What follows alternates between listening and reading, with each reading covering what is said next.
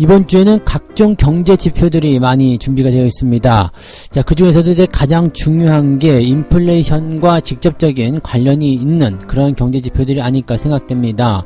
뭐 내구재 주문도 그렇고요. 소비자 신뢰 지수, 그리고 GDP, 물가 지수 뭐 등등등, 뭐 개인 소득, 개인 지출 뭐 등등등 많습니다. 자, 이런 부분들이 이제 핵심적으로 발표가 되는 상황들에 이번 주가 놓여 있는데요. 자, 그럼에 따라서 인플레이션이 정점을 찍을 수 있을 것인가, 과연 인플레이션 이제는 피크아웃인가, 여기에 대한 부분들 관심이 많이 쏠리고 있다는 거 참고하시면 되겠고요.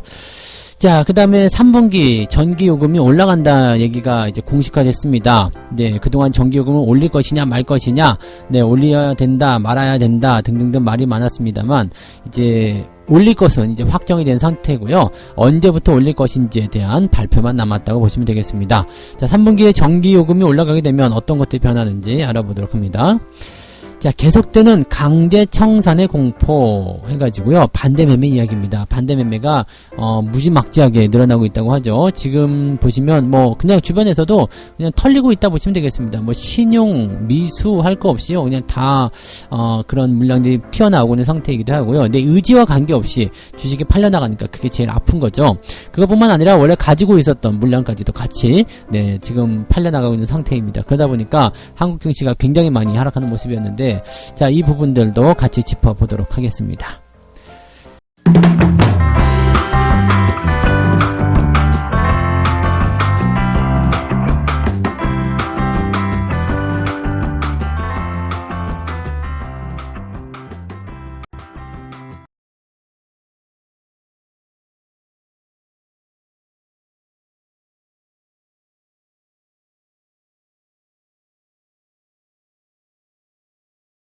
네, 반갑습니다. 오늘은 6월 27일 월요일입니다. 살짝은 네, 가벼운 마음으로 출발하셔도 될 것 같아요. 지난 주말에 우리나라 증시도 많이 올랐고요. 그리고 뉴욕 증시 같은 경우도 네, 굉장히 많이 상승하면서 마무리가 좀 됐습니다. 이제는 상승에 대한 기대감이 좀 나오는 것이냐라는 부분보다도 하락에 대한 어떤 두려움이 많이 줄어든 것이 아니겠는가라는 생각을 좀 해볼 수가 있겠습니다. 보통 미국 증시가 저 정도 상승했다, 그 다음에 기대감을 좀 이렇게 가지고 있다 그렇다면 네, 국내 증시가 거기에 대한 영향력을 이어가는 경우가 대부분 많이 있다고 보시면 되겠고, 또 다행인 것은 이제 6월 말에 들어가게 되면서 이제 월말, 분기말, 반기말이잖아요. 그러니까 이런 어떤 특징적인 어떤 부분 놓여 있다라면 뭐 살짝 윈도우 드레싱에 대한 기대감도 좀 가져볼 수가 있을 것 같죠. 네. 그래서 이번 주 증시를 좀 살펴보게 되면 이제 인플레이션이 피크아웃을 찍게 될 것인가, 거기에 이제 관심을 많이 가지고 있다고 합니다. 침체 그림자가 드리운 뉴욕 증시가 연일 급등락을 거듭하는 가운데 투자자들은 이번 주에 발표될 네, 물가지수, 그리고 구매관리자지수 등등의 이 경제지표에 쏠리고 있다라고 이야기를 하고 있습니다. 근데 문제는 네, 여기에 눈이 돌아가고 싶어서 돌아가는 것이 아니라 그것 외에는 볼 게 없어요. 네, 지금 시장이 많이 내려간 이유, 뭐 물가지표가 뭐 어쩌고저쩌고, 미국의 연준이 긴축이 어쩌고저쩌고, 이 전부가 뭐예요? 인플레이션 때문이다라고 보시면 되는 거고, 인플레이션의 주요한 원인은 러시아와 우크라이나 전쟁 때문이었다, 뭐 이렇게 우리가 연결고리가 짓고 있잖아요.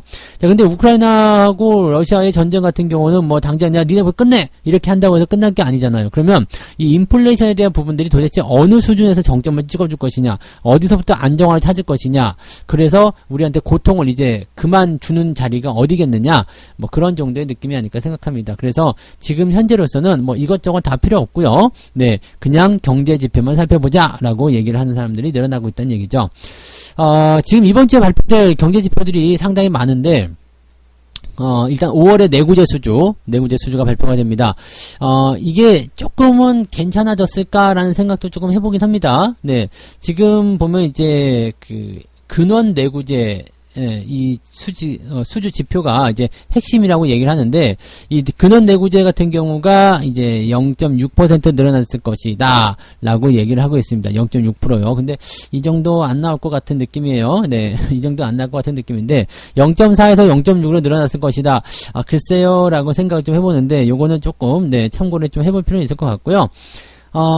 전체적으로 이제 이 내구재가 늘어나게 된다면은요, 경기가 많이 좋아졌다라는 얘기가 좀 됩니다. 경기가 많이 좋아졌다는 것은 왜 이렇게 되냐면, 보통 이제 내구 연한, 이 내구재라는 것이 이제 사용 기간이 좀 긴 제품들이거든요. 그래서 3년 이상 사용이 가능한 제품들. 그래서 세탁기, 냉장고. 사실 세탁기, 냉장고 바꾸려면 큰맘 먹고 바꿔야 되거든요. 왜? 가격이 비싸거든요. 경기가 좋아지지 않으면 조금 덜덜거리거나 성능이 좀 떨어지더라도 그냥 더 사용하게 되는데, 그게 아니라 경기가 괜찮아졌어. 내가 좀 살만해. 주머니에 돈이 좀 들어왔어. 근데 저놈이 덜덜거리는 게 좀 마음에 안 들어. 에라 바꿔버려. 이렇게 될 수 있거든요. 그러니까 이런 것들이 내구재 수주로 작용이 되다 보니까 그만큼 경기가 좋아지고 있구나, 비싼 것도 이렇게 턱턱 잘 사는구나 라는 식으로 얘기가 될 수 있는 얘기가 되는 거죠. 네, 그래서 뭐 이런 내구재 주문이 일단은 뭐 첫 번째 포문을 좀 틉니다. 월요일날 바로 발표가 되는, 네, 조금 이따가 저녁에 우리는 발표가 되겠죠. 그래서 요것이 이제 발표가 되는 거고요. 그 다음에 G7 회의가 있어요. G7 회의. 이 G7 회의에서 어떤 일이 있을 것인가도 이제 중요한 포인트겠습니다만, 지수는 그렇게 영향을 크게 받지 않을 것이다 생각되고 있습니다. G7 회의가 화요일까지 진행되나요? 네, 목요일까지 진행되나요? 우리나라로 치면은 이제 수요일까지인가? 아무튼 뭐 그렇게 진행이 좀 되는 거고요. 뭐 얘네들이 어떤 얘기를 내놓을 것인지는 안 봐도 뻔하겠지만, 네, 뭐 그렇게 하고 있다라고 얘기 나오는 거고, 소비자 신뢰지표가 발표가 됩니다. 소비자 신뢰지표는 일단은 좀 떨어졌을 거라고 생각되고 있어요. 소비자의 어떤 그 생각들, 생각해보시면 그렇잖아요. 경기 좋아요, 안 좋아요? 그럼 에이씨 나빠, 짜증나, 이렇게 얘기하시는 분이 대부분이잖아요. 그래서 소비자 신뢰지표는 조금 떨어졌다. 경기가 좋아질 것 같습니까? 라고 물어보는 사람들 대체적으로 경기가 안 좋아진다고 얘기할 거예요. 그래서 이런 신뢰지수는 조금 떨어졌을 것으로 예상이 되고 있고요. 물가지표 같은 경우는, 네, 일단 뭐 8% 정도 알고 있으니까 그건 뭐 특별하게 중요하진 않고요. 수요일날 이제 파월의장에 연설이 있습니다. 그 연설에 대한 부분들이 이제 또 향후의 방향을 좀 가르긴 할 것 같은데, 이제 파월 같은 경우는 뭐 특별하게 나쁜 얘기 할 건 없을 거예요. 그래서 이 중후반으로 넘어가면서 조금 더 긍정적인 모습이 나타나지 않겠느냐 생각되고 있습니다. 그 외에 이제 뭐 개인 소득이나 개인 지출, 그 다음에 가격 지표, 뭐 이런 것들이 있잖아요. 이런 것들에 대한 전체적인 어떤 윤곽은 나타나지 않았습니다만, 이런 것들이 이제 시장의 방향을 중요하게 잡아갈 포인트이기 때문에 주 후반 7월 초로 들어가면서 이제 약간의 변수들은 생길 수 있겠다. 하지만 주 초반에는 긍정적인 모습들. 그래서 일단은 두 가지 패턴이 나오겠네요. 주 초반이니까, 네, 전강 그 다음에 후 약으로 가든, 전강 후 추가적인 더 상승, 뭐 이런 거, 네, 전강 후 깡 이 정도 돼야 되나요? 뭐, 그러니까 처음에 좋게 시작했다가 더 빠르게 좋아지거나, 아니면은 그냥 후반에 약해지거나, 둘 중에 하나가 나올 것 같아요. 미지근한 모습은 아닐 것 같고요. 일단은 경제 지표들이 굉장히 많이 발표가 되는 그런 중요한 시기에 놓여 있다. 그리고 핵심적인 것은 이제 다음 달 초에 발표될 이제 물가지표가 아닐까라고 생각하시면 되겠습니다. 뭐 그 정도인데요. 우리가 뭐 알고 있는 내용에서 크게 벗어나지 않기 때문에 그냥 그렇다 정도로만 생각하시면 됩니다. 자, 그리고 우리나라 증시 이야기를 좀 살펴보게 되면, 이번 주에 코스피 지수가 2300이 깨질 것인가, 뭐 이런 얘기를 또 하고 있습니다. 무섭다. 네, 이렇게 증권사에서 계속 이런 얘기 하고 있어요. 자, 이번 주 코스피의 예상 밴드 저점이 2200선이랍니다. 그래서 2300이 깨지고 더 내려가서 2200까지 갈 것이다 라고 얘기를 하고 있다고 합니다. NH투자증권에서 2250을 저점으로 잡았다라고 되어 있습니다. 그래서 지금 이제 한미 간 기준금리 역전이 나타나게 되면 이제 외국계 자금들이 이제 이탈하게 될 것이다. 이거 너무 무서운 거 아니냐? 이렇게 되면 주가가 떨어질 것이다. 또 지금 현재 발표될 예정이 되어 있는 경제 지표들 우호적이지 않다. 주가 더 빠질 것이다. 이렇게 얘기를 하고 있는 모습이고요. 또 개인 투자자들의 반대 매매 물량이 증시 하방의 압력으로 작용하고 있다. 계속 그냥 팔아치우고 있다. 이렇게 되면은 개인들의 물량이 우르르 쏟아 나오는 부분이기 때문에 저 압박을 견디기가 어렵다. 해가지고 지수가 더 빠질 것이다라고 얘기를 하고 있다라고 합니다. 뭐 어느 정도 네 이해는 되는 부분이긴 한데 증시가 지금 2200선이 깨지려면 네 또 이제 반대 매매뿐만 아니라 더 다른 네 그런 공포심들이 더 나타나줘야 되겠죠. 물론 이제 이 반대 매매에 대한 부분들이 조금 이따 또 설명이 나오잖아요. 근데 너무 많아요. 네, 너무 물량이 많아서 사실은 견디기가 어려운 그런 구간까지도 들어가고 있다 생각하셔야 됩니다. 그래서 개인들의 물량이 얼마만큼 더 빠져나올 것이냐, 얼마만큼 더 떨어질 것이냐. 이제는 지수가 올라가도 개인들의 매도가 나타나잖아요. 그러니까 이런 식으로 보여지는 부분들이 시장에 얼마만큼 영향을 주고 투심을 얼마만큼 쪼그라뜨릴 것이냐, 거기에 이제 핵심이 있다고 보시면 되겠습니다. 지수가 2200을 가든 2300을 깨든 안 깨든 뭐 그건 사실 중요하지 않습니다. 지금 이제 지난 주말 기준으로 2360이었는데 2360에서 2200까지 떨어진다고 해가지고 뭐 큰일 날 게 뭐 있습니까? 3300에서 지금까지 떨어졌는데 여기서 뭐 2200까지 뭐 100포인트에서 떨어진다고 해가지고 뭐 세상이 종말하거나 무너지는 것도 아닙니다. 그러니까 지금 자리에서 중요한 건 뭐죠? 네. 지수가 올라가긴 할 건데 그 올라가는 그 시점까지 이 실현 구간을 내가 거의 다 온 것 같은데 이 자리에서 내가 버틸 수 있겠는가 아닌가 그것만 걱정하시면 된다는 얘기죠. 지금 현재 나올 수 있는 악재들 거의 다 나왔다 보시면 되겠어요. 그리고 그 악재에 대한 부분들을 충분히 많이 반영을 했습니다. 이 부분들을 어떤 식으로 올려놓을 것인지 거기만 생각하시면 되겠고요. 일단은 내일 증시는 미국장이 상황이 워낙 좋고요. 분위기가 좋아졌기 때문에 반등에 대한 가능성은 높다. 내일은 일단 상승 출발 한 번 더 할 것이다. 보여지고요. 자, 내일 만약에 내일이 아니죠. 오늘이죠. 네. 오늘 상승 출발을 하게 된다면 어떻게 되겠어요? 상승 출발로 시작을 하게 된다라면 분위기는 네, 추가적으로 더 좋아지긴 할 텐데 상승 출발 이후에 매도 압박을 통해서 주가 떨어질 것인지 아니면 그대로 밀어버릴 것인지 여기에 대한 부분 굉장히 중요합니다. 그래서 이거를 여러분들이 꼭 참고하시고요. 지금 이 주말 이후에 나타나는 그런 상황들은요. 연속 상승을 연결시켜 줄 것이냐 아니냐가 중요합니다. 그러니까 오늘 아침은 제일 중요한 그런 과정에 놓여 있다 정도로만 생각하시면 되겠습니다. 이거는 상황 보고 진행하시면 되는데 오늘 조금 이따가 무방 하잖아요. 그러니까 무료 방송에서 여러분들 같이 이런 부분들을 체크하면서 넘어가시면 될 것 같아요. 그래서 요거는 이제 조금 이따 무방에서 설명하는 걸로 가도록 하고요. 자, 이번 주 증시 일단은 변수가 많다. 하지만 주 초반에는 좋은 흐름 이어갈 수 있을 것 같다 정도로만 생각하시면 되겠습니다. 두 번째 이야기 넘어갈게요. 자, 3분기에 전기요금이 오른다. 이건 한전 이야기죠. 지금 경제부총리죠. 그 다음에 재정기획부 장관이 고물가를 더욱 부추길 수 있어서 자제해 왔었지만 전기요금 인상을 3분기에 단행하겠다라고 공식화했다고 합니다. 3분기에 단행하겠다.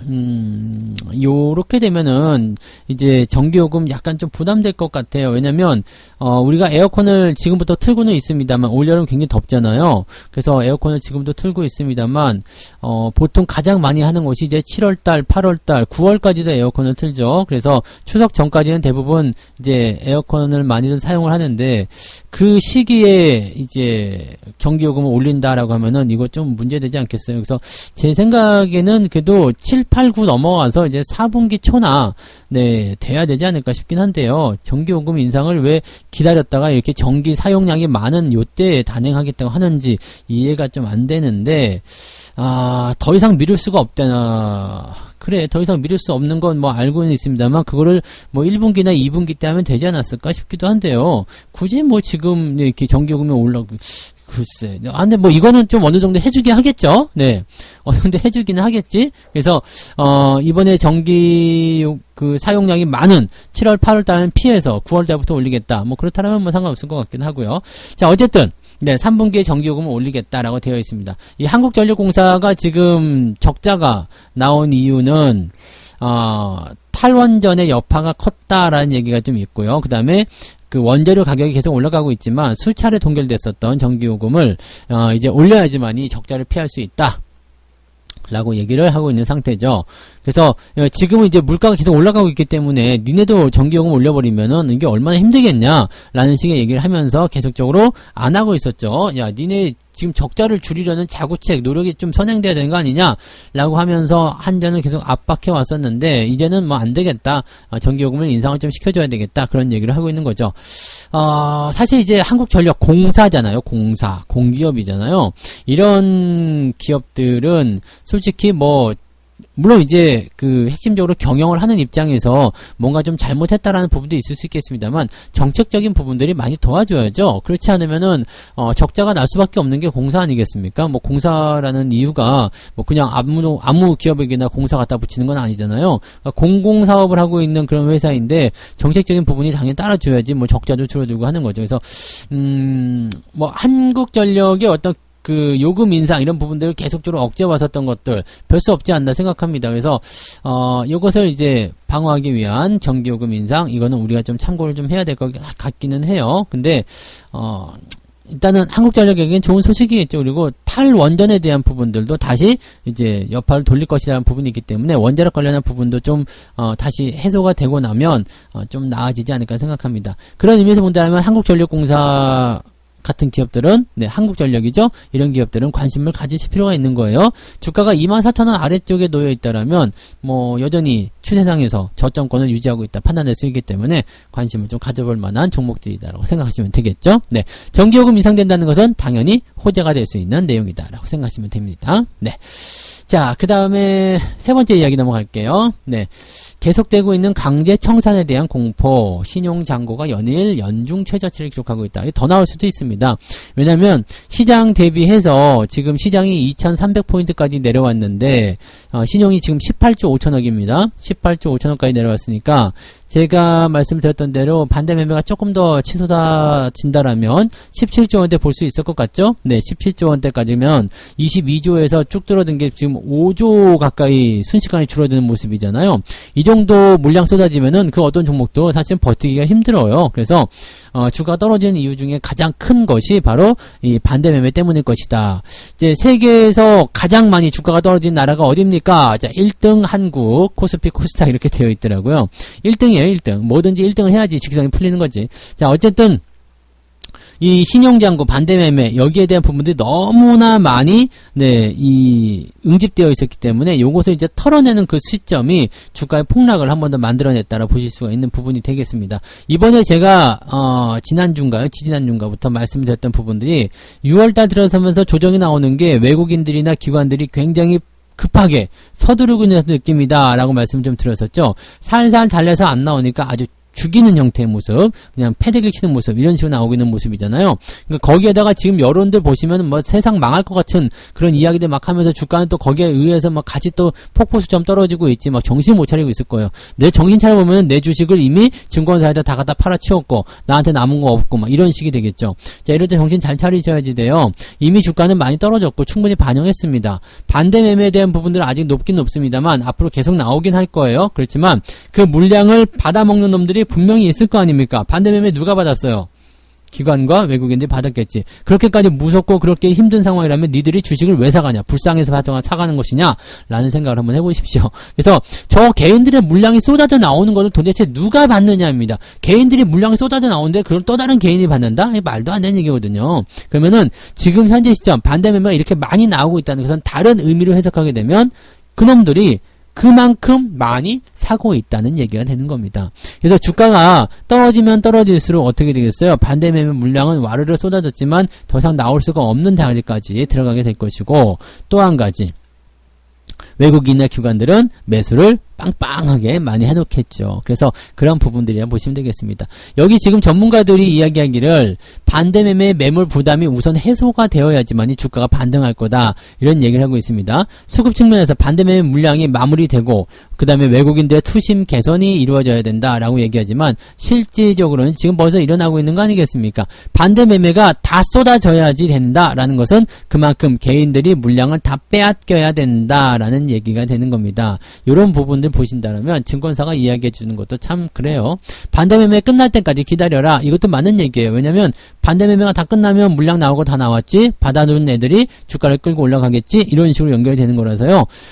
지금 그때부터 투자하셔도 상관은 없다는 이야기죠. 그러니까 서두르실 필요는 없는 건데 지금 뭐 이렇게 딱 따지고 보면은 반대매매가 뭐 우선적으로 주가가 막 떨어뜨리는 그런 요인이다, 뭐 이렇게 얘기를 하는 것 같지만 실질적으로는 저 반대매매 물량을 끄집어낸 애들이 누구냐 이거예요. 그래서 공매도라든지 이런 매도를 통해 가지고 저 사람들이 버티지 못하게 끄집어냈고 그것을 밑에서 주워먹는 놈들이 바로 그 놈들이다라는 것을 우리가 절대로 잊으시면 안 됩니다. 그래서 항상 저렇게 뭔가 좀 저놈들이 뭔가 미적지근하게 조금 뭔가 불편하게 나오게 된다면 거기에 대한 의심은 반드시 하고 가셔야 된다는 것을 잊으시면 안 된다는 얘기가 되는 거죠. 자, 키움증권에서 이런 얘기합니다. 대기 매수세 성격의 자금인 예탁금 대비 신용거래 융자 잔고 비율이 35%다. 그러니까 예탁금 대비 신용잔고가 35% 정도다라고 되어 있습니다. 그러니까 코로나 발생 이전 3년 전에는 38% 정도 차이였기 때문에 그다지 이 반대매매 신용거래가 많다고 볼 수 없다, 이렇게 얘기를 하고 있는 상황이기도 한데 이거는 또 잘 모르는 이야기 아니겠습니까? 그래서 신용에 대한 부분들이 예탁금이 지금 앞으로 계속 줄어들 거예요. 네, 더 줄어들 거고, 신용 잔고도 계속 줄어들게 될 겁니다. 그러니까 계속 줄어들게 될 것이기 때문에 이걸 가지고서 뭐 크게 문제 없다고 판단하기 좀 어려운 거고요. 현재 시점에서는 얼마만큼까지 줄어들 것이냐를 이제 3년 전에 있었던 이제 신용 잔고와 또는 이제 예탁금의 규모 이런 것들을 포함해서 또는 시장의 규모 이런 걸 생각해서 본다라면 아직은 조금 더 빠져야 될 수도 있다는 얘기죠.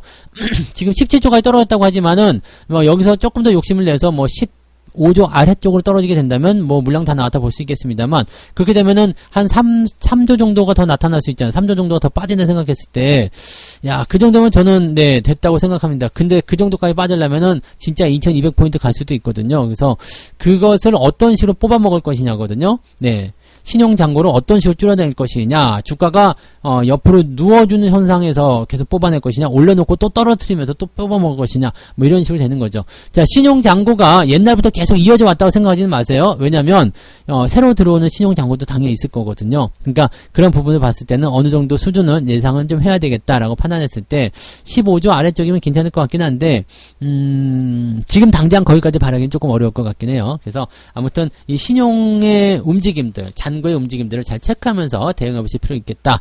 그래서 잔고에 대한 이 강제 청산, 이 반대 매매 여기에 여러분들 절대 노출돼서는 안 되는 거 잊지 마시고 또 다시 얘기해 드리지만 빚내서 투자하는 것은 절대적으로 지금은 하시면 안 된다는 거. 가급적이면 장이 좋거나 나쁘거나 네, 그 어떤 때라도 그냥 빚내서 투자하는 것은 안 하셨으면 좋겠다. 이렇게 보시면 되겠습니다. 자, 이렇게 세 가지 이야기 전달을 드렸네요. 자, 미국의 인플레이션 피크아웃을 찍을 것인가. 네, 물가지표가 뿐만 아니라 이제 여러 가지 경제 지표들이 많이 발표가 되는 시점이고요. 다음 주 초반부까지 이제 물가와 관련된 부분에서 상당히 주목을 받게 되는 지표들이 많이 나올 겁니다. 이번 주에도 경제 지표 많이 발표가 되면서 경제 지표에 주목을 하고 있는 것을 보게 된다라면 이미 재료는 우리가 다 알고 있다. 네, 그 재료들의 시장을 어떻게 반영할 것이냐 그것만 생각하시면 되겠습니다. 국내 증시는 뭐 2300도 깨져서 2200까지 갈 것이다 뭐 이런 얘기가 나오고 있습니다만 그건 가봐야지 하는 거고 여기서 계속적으로 예측을 할 필요가 없습니다. 네, 시장의 움직임들이 어떻게 나오느냐에 따라서 절대로 이것을 찝어내기가 어려운 부분이니까 거기에 맞는 대응으로 전략들을 짜시면 되겠고요. 자, 3분기 전기요금이 올라간다라고 되어 있습니다. 일단은 확정 지은 거죠. 공식화 시켰기 때문에 한국전력이라든지 그런 기업들에게는 약간의 이제 숨통이 좀 트일 수 있는 상황이 좀 될 것 같습니다. 전기요금이 올라간다 그러면 한국전력 올라갈 수 있잖아요. 그래서 관심 있게 보실 필요는 있겠다 말씀드릴 수 있겠고요. 자, 계속되는 강제 청산에 대한 공포, 반대 매매에 대한 이야기란 말이에요. 반대 매매가 계속적으로 나오고 있어요. 지금도 나오고 있고 계속 나오고 있는데 이 반대 매매에 대한 부분들은 아직도 많다는 것이 이제 사실은 객관적인 생각입니다. 그래서 아직도 많은데 문제는 이제 그것을 계속 주가를 떨어뜨리면서 걷어갈 것이냐 아니면 주가를 좀 올렸다 내렸다 하면서 들었다 놨다 하면서 뺏어갈 것이냐 그 차이만 있는 것 같아요. 지금 6월 한 달 동안 이놈들이 해놓은 짓거리를 살펴보니까 이 물량 뺏으려고 아주 네, 공을 많이 들였거든요. 그래서 적당히 끝날 것 같지는 않고요. 충분히 지들이 원하는 가격대가 오기 전까지는 들었다 놨다를 계속 할 것 같으니까 조금 올라간다 해서 흥분하지 마시고 또 빚내지 마시고 그냥 위치를 잘 지켜준다, 잘 홀딩만 한다 정도로만 시장을 보시는 게 좋을 것 같습니다. 뭐 시장이 그렇게 나쁠 것 같지는 않지만 네, 그렇도 이러한 부분들을 우리가 참 생각하시면 되겠죠. 네, 자, 책 한 국지 읽고 마무리하도록 하겠습니다. 시장의 방향이 불분명해 보인다면 보다 확실해질 때까지 기다려라. 이것이 바로 대박을 터뜨리는 비결이다. 인내만이 성공으로 가는 열쇠이다. 절대 서두르지 말아라. 뭐 제가 그동안 계속 강조해드린 말씀이라 보시면 될 것 같아요. 네, 기다리는 거 사실 뭐 그것만큼 또 힘든 건 없어요. 그냥 기다리면 되지, 아무것도 안 하면 되지 이렇게 생각하시는 분들 많이 계시는데 그렇지 않더라고요. 그죠? 네, 투자를 하시다 보면은 올라가는 것 같으면 사고 싶고요, 내려가는 것같다 싶으면 팔고 싶잖아요. 그 모든 걸 참아내는 게 인내입니다. 그때는 네, 시장의 방향, 시장의 움직임 이런 것들과 관계없이 그냥 나를 그냥 비우는 거죠. 그냥 가만히 기다려주는 거. 이게 사실은 어떻게 보면 되게 어려운 일인데 그런 것도 해내고 계신 여러분들이 네 앞으로 잘 되실 거라 믿습니다. 자, 오늘도 절대 서두르지 마시고요. 네, 오늘은 아침에 약간 반짝하더라도요. 변수가 항상 있을 수 있기 때문에 꼭 주의하시고요. 오늘까지는 지수를 좀 지켜보면서 천천히 움직이는 것이 유리할 수도 있습니다. 그러니까 그 부분 잘 체크하시기 바랍니다. 자, 저는 조금 있다가 네 무료 방송에서 다시 뵙도록 하겠습니다. 9시에 시작하는 거 아시죠? 9시에 무료 방송에서 뵐게요. 고맙습니다.